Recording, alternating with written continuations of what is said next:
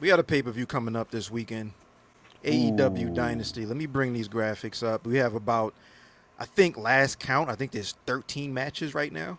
I think there's oof. 3 on the pre-show and then maybe 9, maybe there's 12. Whatever. ten We have hour a show. 10 hour show. AO. We give or nine and a take 10 half, hours. nine and a half, Word. nine and a half, Word. 9.5. We got a long So Sunday ahead. yeah, long Sunday, Word. but a Sunday full of. There's not a Quality match at wrestling. least on the main card that I don't want to see. Like I think There's everything one is match on the main card I don't want to see. One. There's a match on the pre-show that I really don't want to see, and I definitely won't be in for 0 hour to see it. But 0 hour is the go grab your snacks, grab your brews and drinks. I mean, let's start from with the World Championship match. We got Samoa Joe defending. Oh, by the way, predictions. Here are the rules for the Ringside Club predictions for those that know and don't know. There are 2 points for this predictions title. 2 points for any title matches. 1 point for any non-title match. Lyric, if you happen to somehow yep, the defeat title. any of the three of us, you do have to return to the show and defend the title. Lyric Okay, opens the Next up. forbidden door. The forbidden door has yet to be opened on Yeah. all of our prediction defenses. But if Lyric happens to defeat me, and it actually has to be the RSC predictions heavyweight champion, I think the forbidden door will officially be kicked open. okay, Speaking cool. about Matt Riddle defending the title in unauthorized places. Going rogue. Right. So let's Yo, start this off. she's gonna take our title on a tour this summer, bro. Yeah, yeah, summer tour. No, We got Samoa Joe defending the AEW World Championship against Swerve Strickland. I would be very surprised to see anybody go with anybody other than Swerve winning this title, but I'm curious. We'll kind of go in the order that we have right now: Lyric, Boog, Chad, and myself. So, Lyric, how do you see this match going? I think Swerve gets crowned at Dynasty, and I think that it would be a terrible decision to not. I think that now more than ever, he's hot right now. It's time to pull the trigger. So I'm going with Swerve. Boog. if Swerve doesn't win right now, he's never winning. So That's real. Swerve. 100%. That's pretty fair. Yeah. All right, so I was torn. See, up until this past week, I was like, I really could go for a break and entering right now to really spice this feud up, like really just add some pizzazz to this feud. I'm appreciative there's actually some fighting going on. You know, most of the time you see the main event world title feuds, it's a lot of just talking and promos, but there's a lot of aggression going on with this one, with Swerve and Joe. So I appreciate that. I thought Swerve was going to win, especially when Joe called him a choke artist. I was like, that's it. That's the one. That's the line right there that's going to put it over, and Swerve's got to win. Joe stood tall at the end of the show, which made me think, where's Hangman been this whole time? On hiatus, which I think is the right time for him to come back at the pay-per-view and cost Swerve this match. And to Boog's point, send him back into a non-title feud purgatory with Hangman, which ain't the worst thing. Like, I enjoy them fighting each other. They're like a I rock and think roll thing to me. I think we need the first official white strap AEW heavyweight title run, and Swerve's the man to do it. I Let's give agree. it to him, bro. I do want to see Swerve win. I think it'll course correct a lot of the down things that have been going on within AEW behind the scenes, and I think it'll put a smile on a lot of people's faces. It'll pop the crowd. It'll pop us on the internet. People will be very happy to see Swerve win. Just because I want to retain my title, I'm gonna go Swerve. Yes, Chad. Come Safe to the bet, dark man. side. I'm going Swerve. Yeah, I think it's as simple as this to me. I think, Book, you said that if they don't crown Swerve, I just don't see where he gets crowned later on. Like the elephant in the room is Will Ospreay, and All In is coming up very fast, and I believe that if he's in the world title picture at that time, he's winning. You know what I mean? So I Especially think Swerve, undefeated. Swerve is going to be great. Especially undefeated Ospreay, I think he absolutely wins Right. the win. I think You it's know what I mean? also another elephant in the room in the sense of Mercedes. There's a reason why her match was already announced for Double or Nothing. She's going to main event. So there's not going to be another time really. When does Swerve get to main event a pay-per-view and all eyes be on him? When will Fighter he get that Fest? opportunity? good point. Again, like like Double or Nothing, we already looking like that's going to be Mercedes' big night. We already know what's going. Or We know what's up when it comes to Wembley. Like it's like this has to be Swerve's time. And I also think like when it comes to him and Hangman, if this feud is going to go the way that we all want it to go, of these two fighting forever and being like these lifetime opponents, they got to take some breaks. Like they got to take some breaks and like do their own thing. And like Hangman, he already got his own thing because when he comes back, he's suspended by the elite and stuff. Like he got stuff that he can do. Like Swerve got stuff that they can do, because it has to feel like we're not going in circles. And I think they need a break from each other.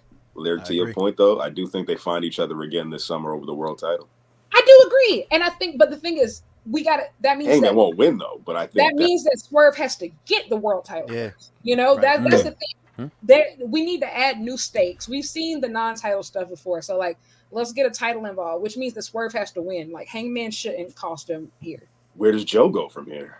That's correct. Well, That's something we don't speak about. We don't ever talk about what happens with Joe post world title. We've all been so enjoyful of his reign right now that I don't think any of us have thought about, like, what does Joe do after this? Because he's pretty active. I can't see Joe taking the Miro hiatus and being like, I'm going to chill out for a couple months. Do you want the most disrespectful answer in the world?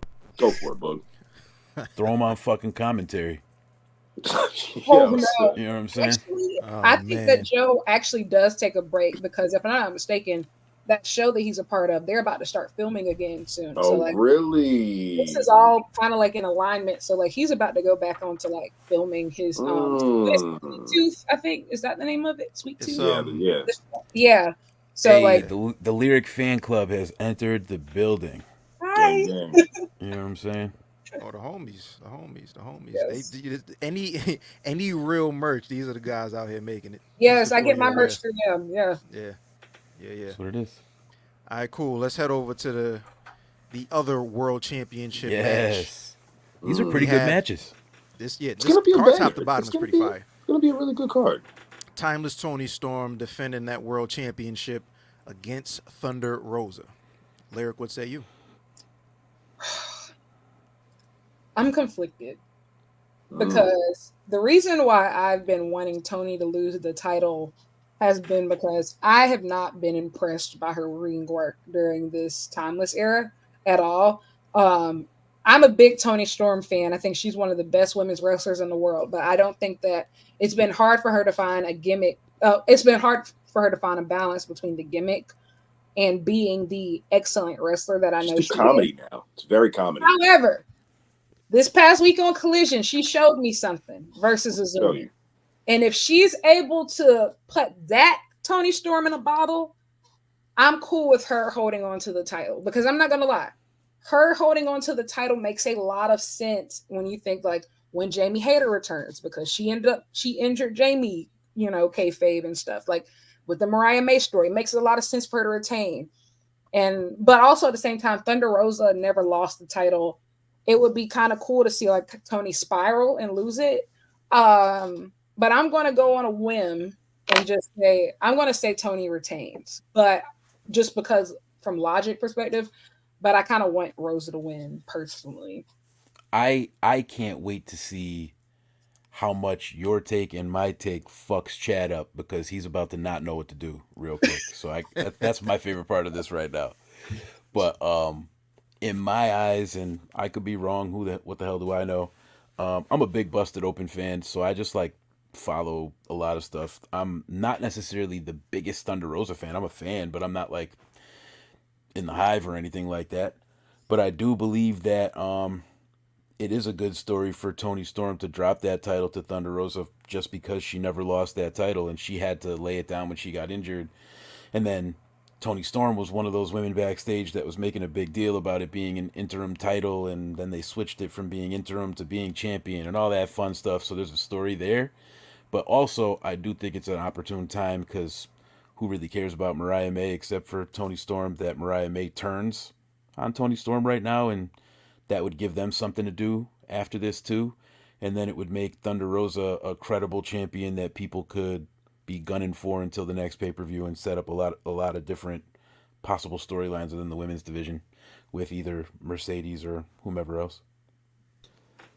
A lot of things go into my decision. I went into this thinking that Thunder Rosa was going to be the one to take the title off Toni Storm, because this is her revenge match. But I've had a change of heart over the course of this conversation and watching Dynamite. I actually feel as though, with the way the card's laid out, if that TBS title switches hands, that world title switches hands, I just don't see another babyface winning and ending Toni Storm's reign right now. We still got mileage to go with Mariah May. Like Larry said, we still got Jamie Hayter. We still got DMD at some point.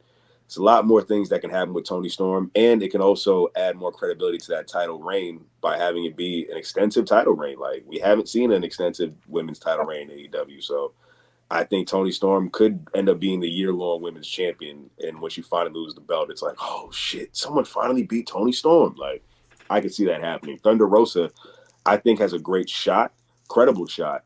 But if Deonna Purrazzo has anything to do about it, I don't think she's going to retain. And I think between Deonna, Mariah, and their antics, I think that is what's going to stop Thunder Rosa. And then we get to Thunder Rosa, Deonna to kind of hold over. I don't want to see more heel women right now. I think the heel part of the women's division is kind of stacked right now. But Deonna is just swimming up the stream right now, looking for anything to do. And this feud with Thunder Rosa could be the good mid-card feud that keeps them both busy while Toni Storm and Mariah May have fun with the rest of the women's division for the summer.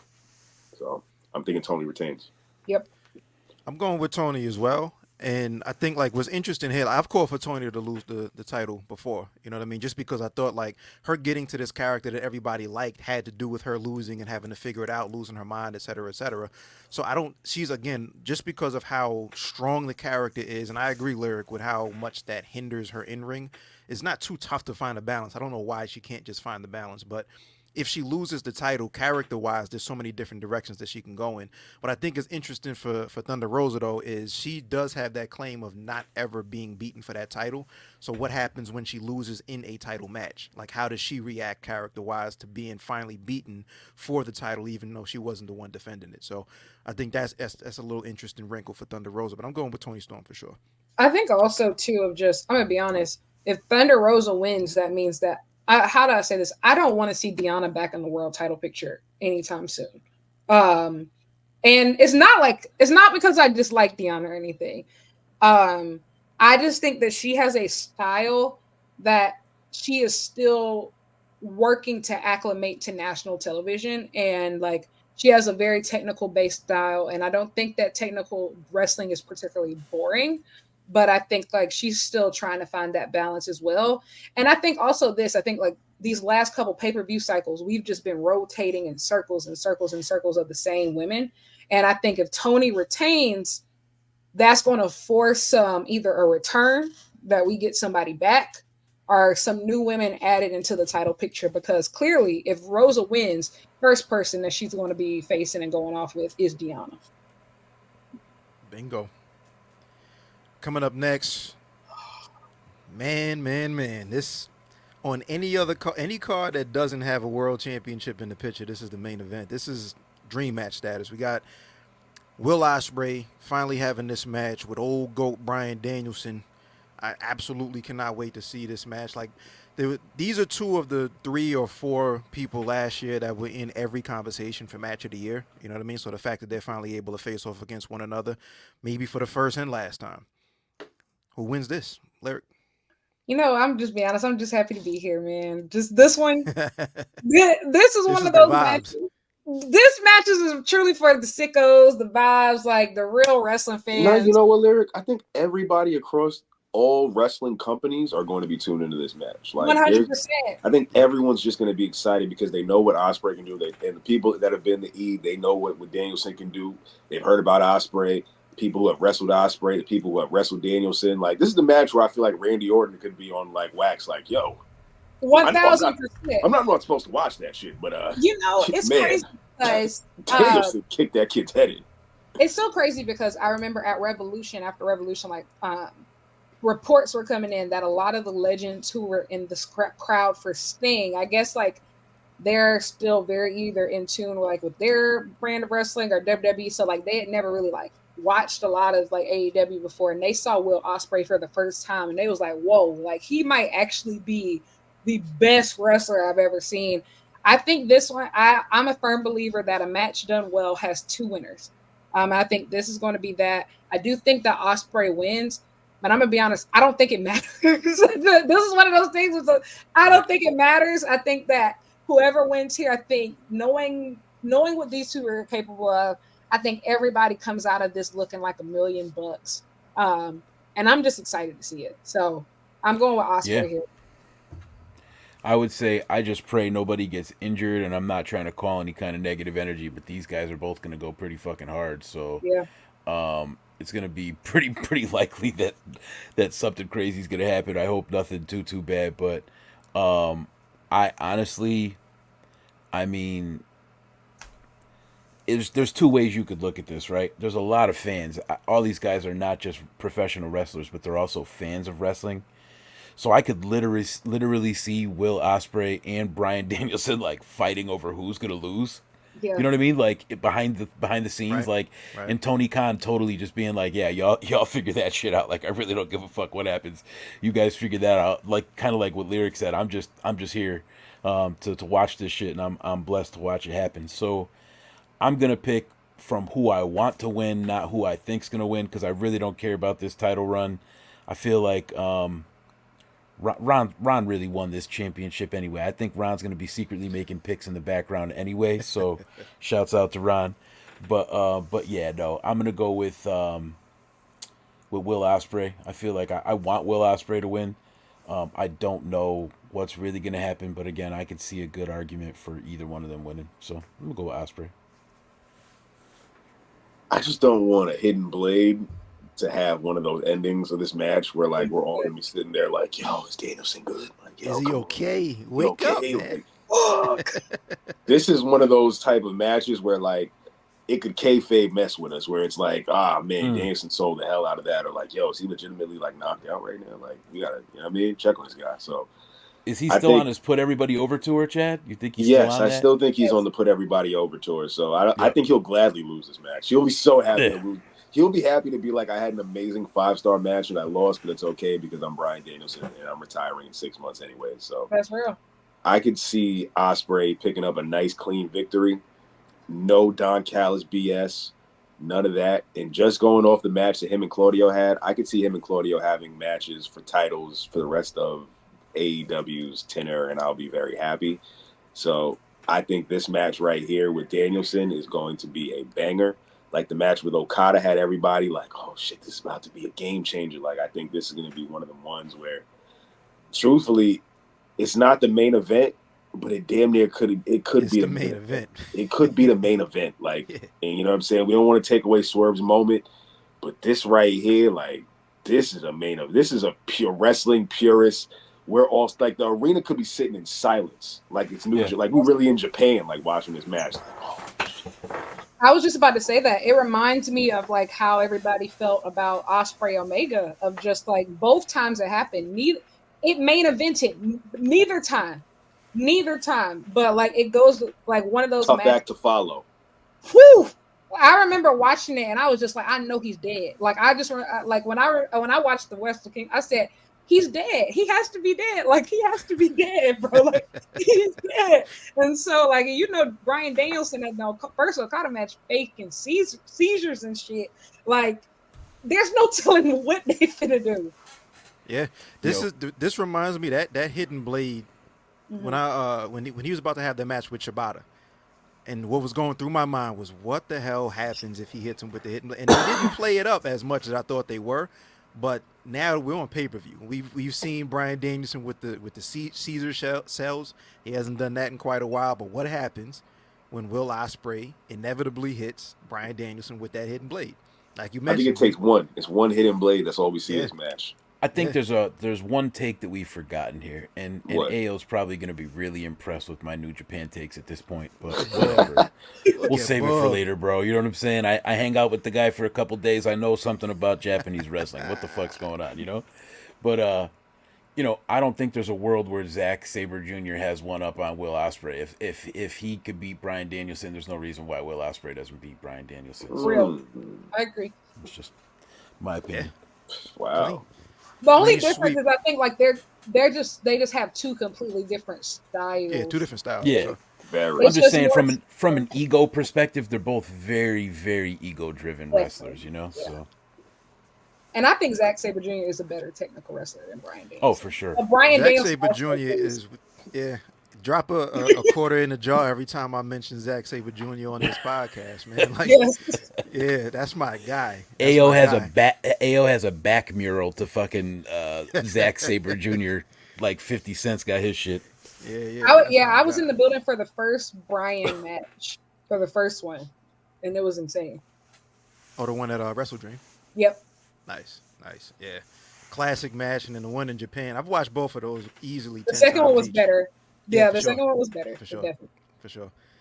All right, clean sweep for Will Ospreay winning this match. Next up, TBS Championship being defended by Julia Hart. Willow Come on Nightingale now. challenging. Come What you on got? now. I got Willow. One, Julia's injured, so like I think that they're just going to which was pretty clear on Dynamite, and Yep. so No action. I don't expect this to be super long. So like I'm not gonna lie, I know a lot of people get really upset about women's match lengths on pay-per-view, and I typically do too, but this one is going to be short, and it needs to be short because Julia's definitely injured. So please prepare yourselves in advance. But even before that, I do think that Willow was going to win. It's very clear that her and Mercedes are on a collision course for Double or Nothing, which I think is the great call. With Double or Nothing takes place exactly 1 year in a week after Resurgence from last year, their match where Mercedes got injured, and so I think that it's going to be great. I think that Willow winning is about damn time. She's challenged for this title probably more than anybody else because I remember she lost to Jade 4 times, and then Holy ended smokes. up she lost to Jade 4 times, and I think she's been in like 2 other TBS title matches since. So this is what try number 6 or 7, something like that, and so it's about time. I'm ready to see her get crowned. So I'm going with Willow.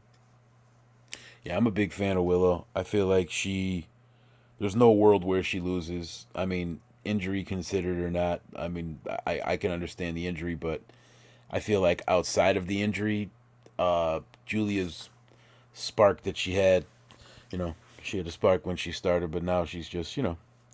So give it to Willow. Not too difficult of a take there. Well, Willow, up until this point, has been the Owen Hart Cup championship winner, for those that remember. She's been the undisputed post-match running champion for months on end. New Japan Strong. You know what I'm saying? The New Japan Strong Women's Champion. I think it's time for us to put an actual belt on Willow. She's a fan favorite. She's well loved in the community. Long Island, stand up. You know what I'm saying? Represent big LI shit.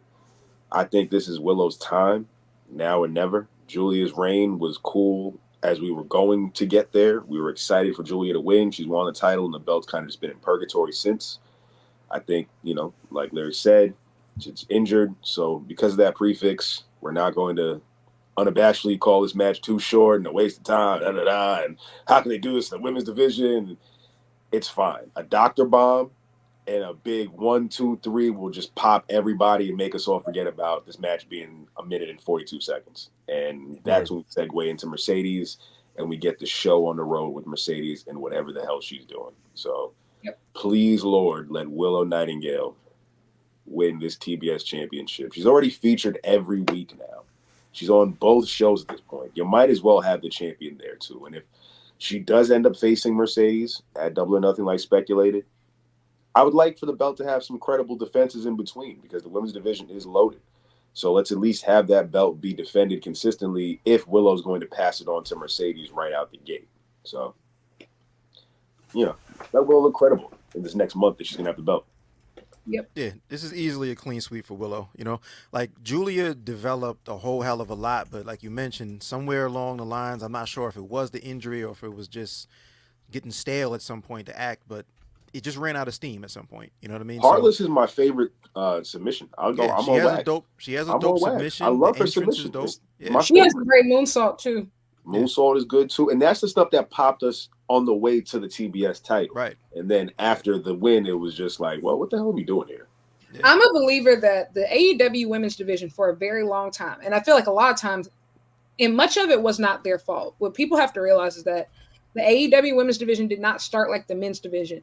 When AEW started, there were men who had already been established on TV. Like, you had your Mox, you had your Jericho, like, Kenny and the Bucks were, still coming off major popularity from like Ring of Honor and New Japan.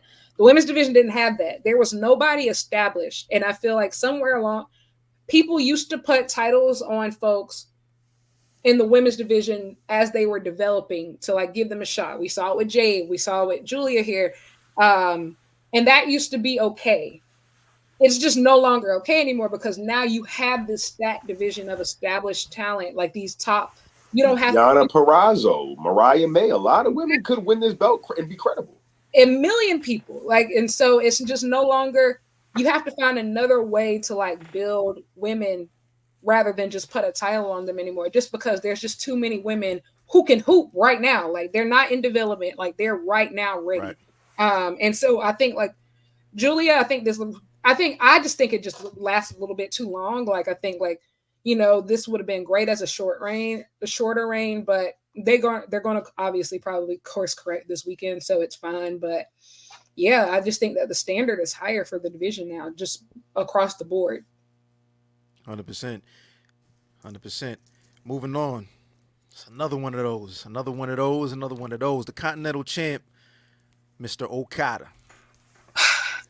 Man. The Continental Champ, the Rainmaker, Okada against Pac for that Continental Championship. Out the gate, like, this is going to be a really, really interesting and long reign for Okada, in my opinion. So, y'all already know what my pick is. Lyric. It's another one of those, man, I'm just happy to be here. This is one of those matches of, like, if somebody told you 5 years ago that we would be watching on pay-per-view Kazuchika Okada versus Pac for a championship in a company called AEW, nobody would ever believe it. Like, this is insane that these two are even wrestling. Obviously, I think Okada wins, but it's just really great to see Pac back. It's great to see him, like, wrestling main event top guys. And I think this is just going to be an excellent match. I think that Okada has adjusted to American television so much better than anybody could have ever dreamed of. I think he's just been doing so well. Putting him with the Bucks was perfect. And I think Pac just seems so hungry since he's back. Yes, New Japan versus Dragon Gate. This is amazing. So yeah, I'm going with Okada, but I'm just excited. I'm just happy to be here on this one. Yeah, I feel like a healthy Pac is a fucking scary Pac. You know what I'm saying? Like, yes, sir. There's a couple of people when they come through the curtain that you're just like, all right, I'm in the crowd and I'm just gonna get the fuck out of the way. And that's like, I believe everything he does. Yeah, Pac, Miro, Samoa Joe. When any of those three like come through the curtain, I'm just like, all right, whoever's fighting these people, they're losing. You know what I'm saying? Like, I just feel like that. However, don't get it twisted. I do not think that Okada's losing, but I do think that Pac is going to beat the living shit out of that man. So we're gonna watch a really good match. It's gonna be a good match, like right to the last second. But for how brief the Willow and Julia match will be, this match will not be short. So I feel like this one's gonna be a good one, and we just gotta kind of buckle in. But yeah, I got Okada. Yo, and real quick, Chad, speaking of your point, Book, about the length of this match, this is going to be probably the first match since Okada's been in AEW that we get like a traditional, or at least close to a traditional length Okada match that starts off and builds momentum as they go. So it's going to be interesting for people that haven't been familiar with Okada's style to see what he really does on a pay-per-view style match. Yep. This is going to be the first of many title defenses and retentions for Okada. I'm excited for the Rainmaker to show off what he can do to a grander pay-per-view scale of audience that's regularly tuned in, or even the newcomers that are coming in who are not familiar, that are just like, yo, who is Okada? I might remember Pac from the Neville days. I was here for NXT. I remember that. This is some people, even I talked to a homie that's a TNA, you know what I'm saying, lifer, a fellow TNA lifer who really didn't go the New Japan route. So, like, he remembers Okada from that TNA era with Samoa Joe as his sidekick. So, like, he's just like, yo, the fact that I'm seeing Okada in this position is like, this is really new to me. You know what I mean? So I think this is going to be a showcase, a real sleeper match of the night, in my opinion. It's card stack. So I think this will be a sleeper match of the night. And people can be like, yo, I knew this match was going to be really good, but I didn't know it was going to be that Yo, good. Chad, I'm not gonna put it out there yet because we haven't seen the whole card. But you got to give us your bathroom break of the night because I know you got it. It's the same thing as, you know, yeah. All right, no doubt. I had it at WrestleMania? Oh, yeah. All right. This definitely won't be the bathroom break match. This is going to be extensive. This is going to be an extensive match. I think only one Rainmaker is going to get it done. just how I think only one hidden blade gets it done. I think only one Yep. Rainmaker takes it for Okada to retain. I don't think we need any EVP shenanigans. I think it's just going to be a clean match right across the board. So, I'm Yo, rocking. let's bring back only having to hit your finisher one time. Like, Yo, why don't we dude, have, hey please, everybody, please. let's have a setup move and a finisher, I and miss then those you days. win. How I about love that? that. Setup, move, and a finisher. It doesn't sound too complex. I promise. It's something everyone can achieve. I love that. And that's it, man. Fuck it. I love it. Speaking of the EVPs and EVP shenanigans, we have ourselves a ladder match. We have ourselves a ladder match for the AEW World Tag Team Championships. This is actually the finals of that tournament. After Sting and Darby vacated the titles, Young Bucks versus FTR. Bucks all day with this because like we see what they're doing with Okada, we see what they're doing with the group, the new elite. They have all the momentum right now. You know what I mean? And there's no reason why the Young Bucks lose this match whatsoever. I think it's very interesting that this is a ladder match and not a traditional tag team match where somebody has to eat the pin. I think you know what time it is as far as that goes. That sounds political, but that aside, It's political. yeah. Young Bucks are taking this one. Larry, what you got? I'm going with the Bucks. I think. Listen, despite how people may or may not feel about them, there's never been a time when the Bucks have had the tag belts where the tag division did not feel like the most important thing in the world. And they elevate that division like nobody has. And like even them being back wrestling on a regular basis in 2024, the tag division has felt more lively and with the tournament, with the Sting stuff, than it has in a very long time. And so I'm going with the Bucks here. I do think that it's interesting that it's a ladder match. I do think that we see our scapegoat return here, and I also think that how do I say this? I think that something definitely has to be proven here. I was at All In. Out of all of the Bucks FTR matches, that was certainly the weakest. Not saying that it was terrible, but compared to what we've seen, Yo, they slipped on the banana peel. They didn't pray. It's a lot it that happened. wasn't good. Exactly right. They didn't pray. They didn't get to pray. So yeah. I need them to turn on their Marvin Sapp, do whatever they got to do. Pray. Listen, I feel if I ain't get the smoke, you know what I'm saying? Shit might not go right. I feel him. It's different. And for me, I think it's a legacy game personally. I think it's a legacy game for FTR because I haven't seen a great FTR match in a very long time. And I would have said it about the Bucks too, but they just had a great match at Revolution. So I need to see something, but yeah, I'm going with the Bucks. I'm going to say I am an FTR guy and I'm biased, but I think personally the reason why FTR has not had necessarily a compelling match is because their greatest matches that we've seen were with the Briscoes. Their most recent feud that they had with the Blackpool Combat Club. But then before that they had House of like Black. that. The Bullet House Club of Black, Gold. that's what it was. The Bullet Club Gold, the House of Black. So they had some great feuds recently, but I truly do believe that not only are we going to get a new Matt and Nikki reign, but we're going to get probably new tag design belts because if there's one thing Tony Khan cannot have, it's WWE doing anything else. They copy each other on the weekly. He's gonna have to do this one-upmanship thing, and they're gonna debut a new belt design too. Because the Bucks, being champs again, that's just makes sense. So it makes sense. It's year 5, and also like they changed the logo, and so it's a little update because like you said, white strap world title. I'm here for that too. Like, man, I'll buy one. We did have the big Burberry belt, so yeah, I can see that. I can see that. This picture right here makes the EVPs look like some evil villains in the Quentin Tarantino movie that Antonio Banderas would kick their ass. I just can't wait till Kenny gets back. That's all. The movie theater usher gear has been fucking me up anytime they show up with this on the screen. But right now, I can't even front. Like, for a lot of the flack that they get, when you take the bullshit aside from All In and all that shit, the match quality, the match they've been putting on, the talking in the microphone, the way they were handling shit on Dynamite, the shit is actually fucking good. Like, shit's actually entertaining. Like, I'm enjoying this shit. So I'm gonna go with the Bucks to win. I think they actually have an extensive title reign too, because the tag team division could really use it. If anything, AEW could mimic off of their competitor is have some extensive title reigns for a change. We've got enough people on the roster where everyone doesn't have to fight for a title. Look at Ospreay and Danielson. Dog, We aren't even talking about the title. They could have the heel run of all heel runs. If once they get these titles, every match they have with someone is a loser leaves AEW or they're just like fired shit because they're EVPs.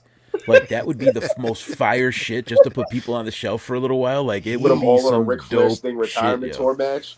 Yo, you're done. They could get Last so match. much heat, yo. People would fucking hate these guys. Like, You've really, been really hate them. demoted. Right? We're sending you to Ring of Honor. Oh, come on. That's like that amusement right there is going to actually have people Have popping, fucking so. parking lot matches versus Fuego del Sol and shit. Yo, is he still with the company? Yeah, still with the No, company. he's gone. No, Yeah, no. he's gone. No. Like, goddamn, Fuego Bucks del already Sol. I got heard to that him. name in ages, Motor boy. City's Machine Guns. I do think that's interesting. Yeah. I wouldn't be surprised if man, I'm not gonna lie. I'm gonna be hooping and hollering. What's in an my house. AEW pay-per-view without a new debut? Without a you know? debut. Yeah. I think that's interesting. I think obviously they've already said we're going to get some surprises. I do think we get Jack Perry. I'm almost positive we get Motor City Machine Guns. Hopefully, if Tony Storm retains, I do think that we get either Jamie Hayter or Britt Baker. Never miss DMD more. I'm not sure. I can't say that now, but I'm not sure who else. Is there anybody else that would be like a good surprise? I know Kenny's not healthy, so like I'm not even going. Miro. A debuting Elias.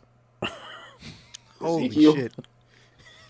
Walk with Ezekiel. I can walk No, it's with Elijah now, We're son. about It's to Elijah. walk to the next I match if can we walk talk with about Elijah. I walk with Elijah on that one, man. Yo, Enough. chill, hey, yo, come on Yeah, now. we're about to Let him walk live. to the next match. We Let have my, the let my man trios. live. Walk with Elijah, bro.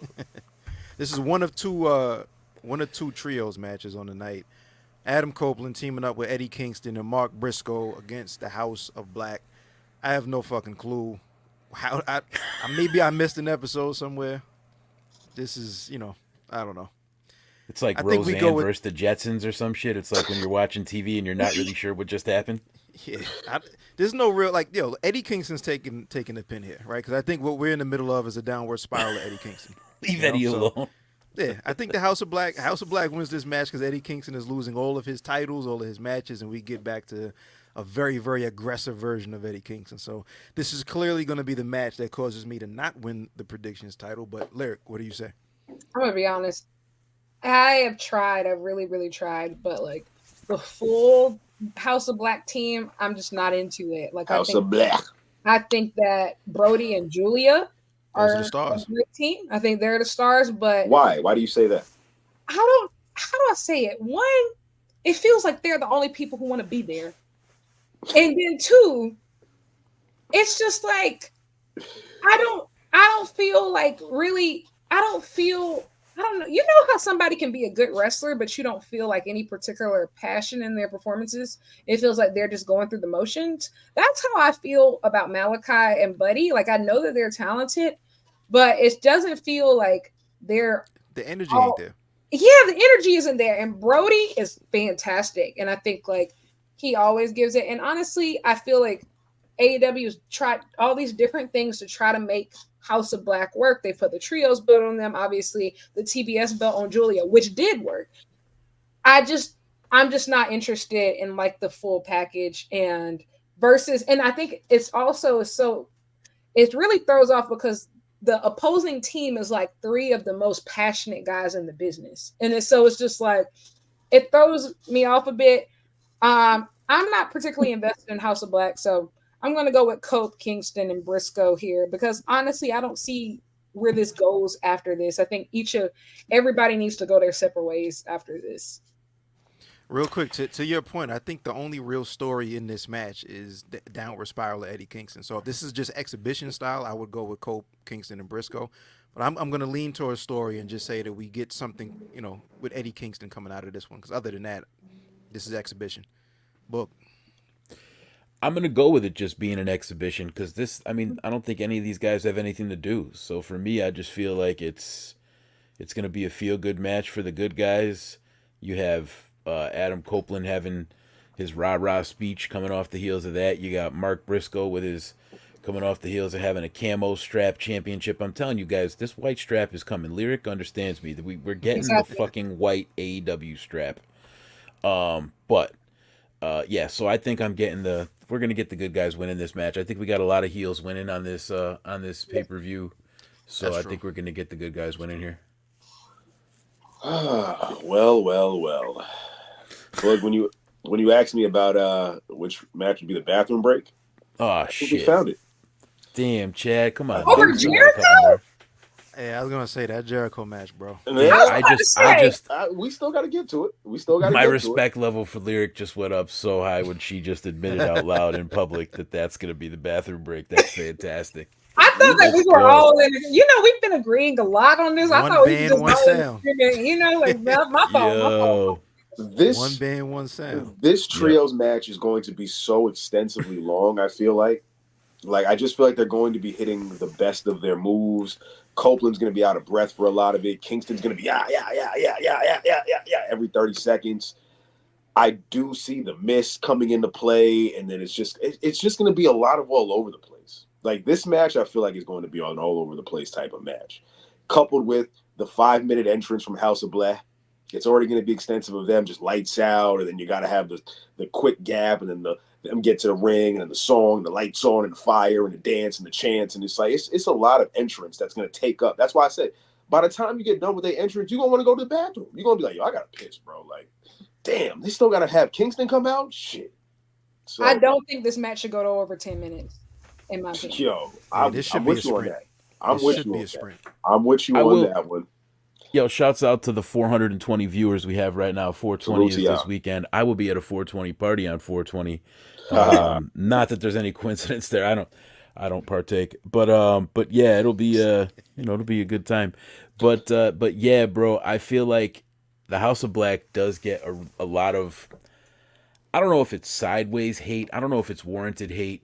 You guys might be able to help me out here, but there's a it Malachi's factor never recovered from the Cody verse, in my opinion. there's a it factor to every single one of those guys. I just They're- don't know they're what the supposed to get it out, disconnect too. is. I Like don't where have you any- can it's like just- where you can see like not Cedric Alexander, excuse me, Shelton Benjamin, right? Like you can see he's a athletic specimen. He does what he does, right? You could understand why he was successful as a pro wrestler. He doesn't connect with the audience from a personality standpoint.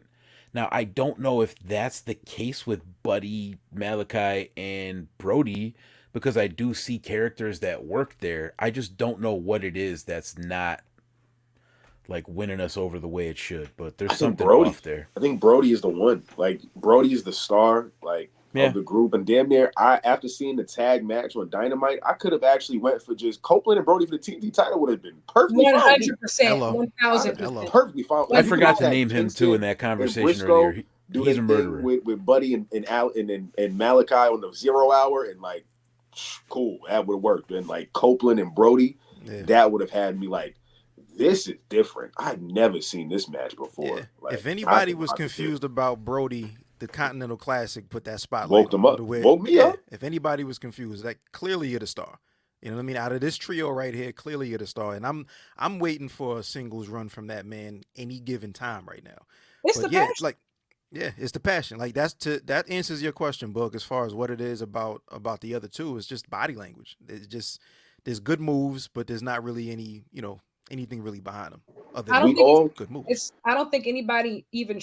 That's the thing. I don't think people feel strongly enough about them to even hate them. It's just apathy because it feels like they got apathy. You know, it feels like you don't want to be what you be. It's just like True, okay. true. Do we just see Malachi and Buddy going back to the E and be with their partners? Yes. Run it up?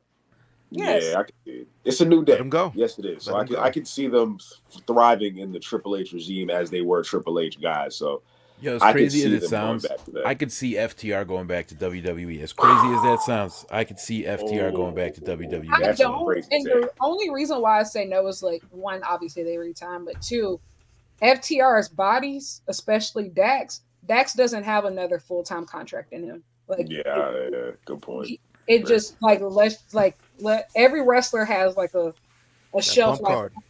Yeah, that's true. Dax is 100, especially Dax is 100% on his last full-time contract. Like, maybe, you know, if you want to pop somebody like a part-time run or something, but like, nah, he's on his last contract. So. Well, lastly, I just wanted to say, I think we can skip this one. I didn't see this one up here. This might be a mistake. This slide. I was just gonna say, I say Briscoe takes the pin.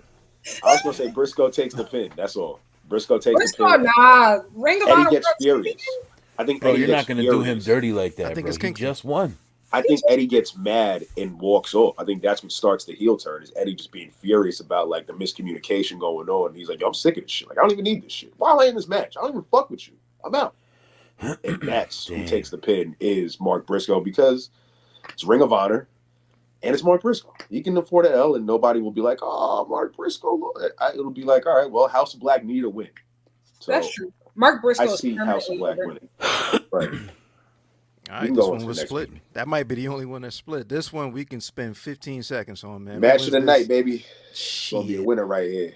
Nah, this is the refill cup. I won't see any of it. I won't see any of it. I will be bartending on my. You don't even know me. Yeah. Wins and loss, name only. What you got, Lyric? What? Boog. What's it called? Win or loss, name only. Who you got here? Oh, win or loss, name only. Like who's the winner? Name only. Oh, okay. We breezing past this one. Yeah. Oh, I mean, just so I could lose. No, I'm just kidding. Yeah, it's gonna be Hook. Yeah. I'm going Lionheart, Chris Jericho, and we're all missing the obvious part of this whole thing, and that is the learning tree Jericho Vortex faction debuting. I think that's why I'm most intrigued about this match, is because I want to see who joins Jericho next as his inner circle that appreciates him. Here's the thing. The thing is, I understand the story that they're telling. That doesn't mean that I have to like it. And I don't think that anybody particularly likes it that much. And I think that a lot of time, you ever seen that Jay-Z gif of him like nodding, like, "Oh, I'm trying to understand." I think that that's been AEW fans because the rest of the Dynasty card is so good. And I feel like a lot of people have been trying to convince themselves that maybe this isn't that bad. It 100% is. And I do think that, especially for Hook, y'all got to figure out what you want to do with him. And especially thank you. Like all the other young guys, they figured out what to do with Lee Moriarty. You know, Daniel Garcia has been, on TV. I would much rather have seen them facing off for this one. Actually, Daniel Garcia isn't on this card. Who else? Yuta is injured, but like a lot of the young guys, the guys that have been on the cusp for a while, are finally something for them to do. Hobbs is now in the conversation. Kyle Fletcher, Takeshita. A lot of guys are really finding their footing, but Hook, especially when this is a contract renewal year for him, I just don't feel like this is the best. This is not a good use of his time at all. And Jericho just feels like he's just forcing himself. Like, I know the story. I don't like it. Yeah. Right after Hook had that match with Samoa Joe on Dynamite, that's what should have happened with Hook, is you go off on an excursion or like get him out of here. That was such a beatdown that it would have been so dope for him to just go off and just do his thing and come back as a new guy, the same way that we about to see Jack Perry come back, fully developed. However, I'm going with Chris Jericho for the win here because that whether we like the story or not, that is the story that they're telling. Yes. You know what I mean? You have to continue this. Yeah. Chris Jericho is not going off of TV anytime soon. And the obnoxiousness of the FTW championship being held by Chris Jericho, he's going to taunt Taz on commentary. There's going to be a bunch of things that happen out of this match, whether we want to see it or not. Jericho takes his W and that title. Also, I'll change my answer for that reason. All right. Look at this converting to the Jericho Hall. The thing I grew up as a big Jericho fan. I think that's why I'm so frustrated with him now. Is just like, I think that veterans in wrestling have a huge amount of value, which is why I love old man Graps.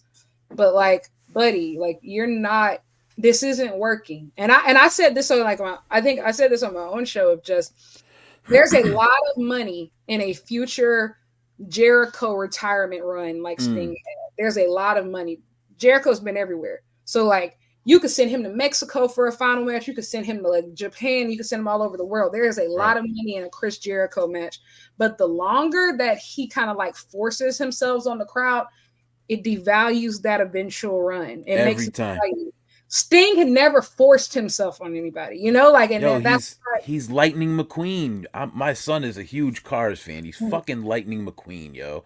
Every time you go out there and you lose, or every time you go out there really at all, you're cheapening your brand at this point because people only know you for your last best effort. And if your last effort wasn't your best effort, then they're not remembering it. Or if they are, they're not remembering it in a good light. So 100%. And I think like that's why he's still on the Lionheart gimmick right now, is because they can't play Judas anymore because the fans stopped singing. That's why they have to go ahead and cut to like the Lionheart entrance is super fast. And I don't know. I just think like it's just, I understand what they're going to do. I don't think that it's going to work in their favor. And I think especially with the rest of the product going so forward, this feels so backwards, and like purposefully tanking one of your quarter hours every week on Dynamite is fucking insane. yeah, I think I might change my pick. I think Jericho might win this shit. You don't have the shit that Jericho's doing these last couple of weeks for him to just lose again to Hook, like on some like, all right, well, that's the end of that feud. Like, huh? What was the point of any of this? Yeah, Jericho's got to win the title. He's got to win, and I think Hook goes to NXT. The end. Yeah, and I'm going to be really honest. These guys know Lyric, and I'm not trying to be disrespectful, but I have never honestly thought that anything other than the debut of Hook with Action Bronson's music was successful in AEW. I feel like if we're all being honest with ourselves, if we hated Roman Reigns during his push when WWE was trying to shove him down our throat in 2015, 2016, there's no reason why I feel like I'm alone in this whole Hook thing where I feel like he's being pushed on us. I'm with you. I'm not. And like, again, I'm not to on me, board. I'm super disrespect. I'm from Connecticut, and I feel super disrespected with the way that they're shoving his character down everyone's throat, that he's like some bruiser brawler from New York. Yeah, I tough guy, understand New he York kid. actually is from there, but if anyone ever walked up to me looking like, I'm not saying that Hook couldn't fucking knock me out or fucking, I don't give a fuck. That's not what I'm saying. What I'm saying is from a attitude perspective, there is nothing opposing about that man that makes me feel like I should not approach him. I'm sorry. Like that's just how I feel. I got super apathetic about Hook for a while, but I think somebody said this. That Samoa Joe match really changed things for me. I felt like that was the exact type of match that he needed to be having. I felt like it was the right time length. You know, he was able to get his shit in, but he still got beat down. And I thought that was going to be a turning point. That would have been like perfect time for an excursion. Like it did, or perfect time to like do some different stuff. Oh, like, he's gonna go on an excursion. Best believe he'll be in Orlando. Definitely be there. Definitely be that excursion. No doubt. That would have been a great fit for him to like just do something different. Like for example, if Hook did Best of the Super Juniors this year, I felt like he would have came back a monster. Like that would have been a great spot for him. Like same thing. Like there's so many different opportunities. I think that Samoa Joe match should have been a launching point, and I felt like they've gotten stagnant again. And it's unfortunate if he ends up like in NXT, because I felt like there are things that could have been done better. But at the end of the day, Jericho has probably the most lucrative contract in AEW, and so maybe from a business perspective, they're like, it's too expensive to like just have him at home. About to squeeze every dime out of that contract. And I feel like correct me if I'm wrong, but I also feel like that FTW title just puts a certain, and not that there's anything wrong with it, so to speak, but it puts a certain stench on him that doesn't come off. So it's like, no matter what, when you have that orange title around your belt, there is nothing else that you have. I feel like it's an automatic glass ceiling. Like, and maybe it never allowed me to appreciate him. And I can't really accept him as a credible threat to anyone when that's a title that you're carrying around that's not even acknowledged or defended, really. You know what I mean? I really wish they would sanction the belt and make it the hardcore title. Like, please. I agree. Like, that's the least they could do out of all 17 belts. At least sanction this belt and make it the official hardcore championship of AEW. So when you get an FTW match, it's going to be some fuck shit, and I'm actually going to be tuned in and like, oh, no. And they'd have to give the belt to Darby, and Darby would have the belt instead of this guy. Darby I don't know. This belt would be Why did Hook never feud with Darby? That's crazy. No sense. That makes no crazy. sense. They scream to the high heavens on commentary that this is the Rebel title. The Rebel title is unrecognized. Anytime somebody, I was just having this conversation with somebody yesterday. Anytime somebody has to scream how they're different, scream it's a Rebel, it's really not. This is meaningless. Nobody cares about this title. But knowing that Jericho is going to win this match and hold it, he's probably going to do the most entertaining shit with this title compared to the other people that had it, which is sad. Because look at the talent that Hook possibly has. Like when he had that, again, not to beat that Samoa Joe match to death, but that should have been the turning point, and it was 100%. A blown opportunity. Yep. I believe we have 1 or 2 more matches, couple of pre-show matches to go. We have this match, the return of Kyle O'Reilly to pay-per-view against the AEW International Champion and former friend of his, Roderick Strong. Listen, this is one of those matches to where I think I do care about the result, but I am just excited to see it. I think that in the midst of a lot of the, how do I say it, like the MJF verse, I think a lot of people forgot that Roddy can really wrestle. He's like a real hooper. And I think like Kyle O'Reilly has looked amazing since returning. I think like this match is going to be, this is my sleeper candidate for, I think is going to sneak up on people. Could be match of the night if it's done right. Like I think they can. I would put the title on Kyle. But I do think that Roddy could retain here. And I do think that if he does retain, I think that they should really get this title back to the roots of what it was created for, which is to be defended all over the world, because Roddy has a match coming up at DPW Deadlock Pro with Fuminori Abe, which is insane. And I would love to see the title defended there. And so I would love for Kyle to win, but I think that Roddy retains here. I like the stories. I like how it's setting everything up. Everybody's fighting each other. I think when fans saw Kyle O'Reilly debut again, the possibilities with him, Adam Cole, and Roderick Strong were brewing for everybody. But I think this will be a good match. I don't see a world that Kyle O'Reilly wins this championship in any way, shape, or form right now. I hate to say that out loud, but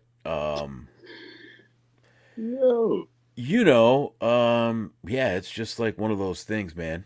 Sorry, brother, but Roderick Strong's gonna win this one. Yeah. Well, take a little bit of what Lyric said. I think this will be a potential sleeper match of the night. For those of the people that don't use this match as the bathroom break, because they're going to be like, oh shit, Kyle O'Reilly's actually here. There's still going to be a pocket of people that are like, where the fuck is Kyle O'Reilly been? There's a lot of people that still look at this Roderick Strong. What is the name of the fucking faction? Oh my Kingdom. God. There we go. Yeah. The Undisputed United, those guys. The coldest faction in AEW. Yo, you're fucking bad. Bar United none, those guys is hilarious. The United those guys is a shirt. The coldest faction in AEW has a title right now. And this match is going to be a sleeper / bathroom break. I think Hook and Jericho will have more intrigue. I actually don't think the bathroom break will happen during yeah. Look how long we just spent talking about Hook and Jericho. More people will be tuned in for that Hook Jericho than I think this match. This match will have people either sitting on their hands, they'll either be like, yo, this match was really good, or they're going to go to the bathroom. I actually don't even think they're going to go to the bathroom during Copeland's match. I think they're actually going to sit for that match. I disagree. And I disagree because at the end of the day, how do I say this?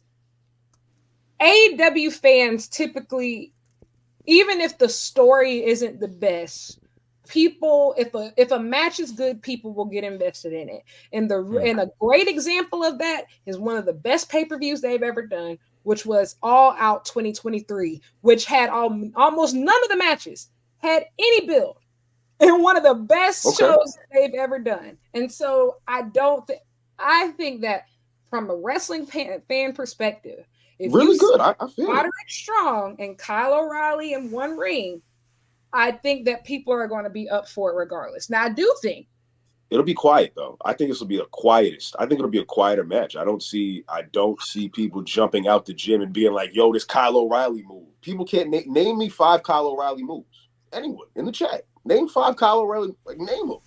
And somebody name 5 Kyle O'Reilly moves. It's gonna be people go, "Yo." But here's the thing. I don't think that Kyle O'Reilly is not one of those wrestlers where it's his finisher or it's things that really. His appearance don't even do it. He looks like he just came out of Jiffy Lube. He's a violent artist. Stains on it. He's a violent artist. Everything that he does in a match draws you in. Now, I do believe this. I do believe that the only way that he potentially wins is if this is the return of MJF. Because at the end of the day, Roddy and the Cold Kingdom are the only ties to the devil. That's the only ties to the devil because Adam Cole isn't coming back for a while, obviously. So, like, the only ties that still exist on AEW TV, and I have to believe that with this faction being as cold as it is, the only reason why they are still on TV in the first place is because they're tied to MJF's return. So, I can't believe you just put that on our Lord and Savior MJF that he's gonna make his grand return. You're what? The the Long Island Lord and Savior MJF. Oh, brother! You really gonna say that? You gonna waste the MJF return on a Kyle O'Reilly moment? Here's the thing. First of all, MJF had a lot of creative control during his title reign. He decided to get Nuck and Buck and use it on the Kingdom stuff. That wasn't my decision. I hated most of his reign. But like I said, this is the only tie left to the devil on AEW TV right now. That's all this. So there's literally, it doesn't make sense. Where else would he appear? That's who took him out at World's End. And at the end of the day, that's the only way. I think MJF comes back at World's End because no one's gonna expect it. No, I was gonna say it Forbidden Door because he hates the pay-per-view and because it's in Long Island. So that's it. Just because it's in Long Island and he hates. Nah, you're right though. Long Island. He's coming back to spite. He's coming back out of spite. Please don't sully my good Forbidden Door like that. Oh, my bad. Nah, I'm not saying I hate it, but I know he doesn't prefer it. So Roddy retains. Yes. Roddy retains. End of Heartache. It's only going to take one. We're probably going to get some shenanigans from Taven, Bennett, Wardlow. Does anyone help Kyle O'Reilly? Probably not. And I think that's just the end of that. I think of retention. You got to have a successful title defense. You've only had, but two of them. Right. So two. Yeah. So. All right, that is the Adam Cole. Is somebody said now. Dynasty is the name of MJF's old faction. That is the truth. That is true. Yeah. Shout them up. I don't even think I gave my pick. I got Kyle because I agree. Like, Dynasty is made for MJF to come back, and there's not any other space right now for him. Like on any of these other matches, unless he's coming back at the end of the main event just to make his presence felt. But that doesn't make any sense. He has no. No. Kyle MJF should not touch the world title anytime soon, and especially not the night that the first black champion is crowned. Yeah, like this. Swerve. Speaking of Swerve couldn't have won it last pay-per-view because that was all about Sting. He's not going to win it next pay-per-view, like you mentioned, Larry, because of Double or Nothing is Mercedes' first match. So we're not going to get MJF overshadowing that either. You know what I mean? I agree. So he's going to come back at a match that doesn't have anything to do with it. It's going to be enough time for people to absorb that he's back and then still get hyped for the World Championship. But I also think we don't get any MJF period because that's going to overshadow everything. That as well. I just would like to say I'm so okay with that. I'm not mad at it either. Like, I was calling for that. Yeah, I was calling for his reign to end. How long did I call for MJF to lose that title last year? Like, just let it go. You was on. What I mean? I was in complete early. Like, nah, I'm in the MJF. MJF had great matches. MJF had great matches, but at the end of the day, I just feel like it was really terrible planning to, like, if you have a gimmick that is like, oh, I don't like to wrestle, but you're world champion. But if AEW is supposed to be the alternative promotion, and if this world champion doesn't wrestle, And over in WWE, also had a world champion who refuses to show up and wrestle. And like you are on the wrestling product wanting to do 20-minute promos every week on Dynamite and take up all this time. I do think like that was just very poor planning. The matches were good when he actually wrestled, but he barely wrestled. And so most of it was the MJF verse, and it just didn't land, especially for people who expect AEW to be their wrestling product. And especially now with all these newcomers of just like, if MJF comes back tomorrow with the same gimmick and be like, yeah, I don't wrestle. Okay, that's fine, but Will Ospreay will, and he'll do it 3 times a week if you let him, and do at least 4 stars minimum every single time. I can't wait for that promo battle. It's just too stacked at this. The roster is too stacked to where you can be like, hey, I don't wrestle and all I do is talk. Okay, well, we got guys who don't have to do that and won't do that. So good luck. Where? Fire episode. Before we get out of here, Lyric, let everybody know where they can find Maps and Graps. Anything else you have going on during the week, any other shows you're a part of, let them know. You can find me on Twitter and Instagram at Lyric Wrestling, and you can subscribe on YouTube at Lyric Swinton. That's where Maps and Graps is. And just stay tuned to my social media. I'm so excited that I was invited here. I had a great time. I know I get very passionate sometimes, but I just get really excited. So good. That's why we wanted you to come to the ringside. Yeah, I just get really excited about wrestling, but this was a lot of fun. Hell yeah. Appreciate you for coming through. My name is A.O. for Boog, for Chad Law. Thank you, Lyric, once again for coming through. This is the Ringside Club, episode number 82. And we'll catch y'all when we catch y'all. Fourth rope.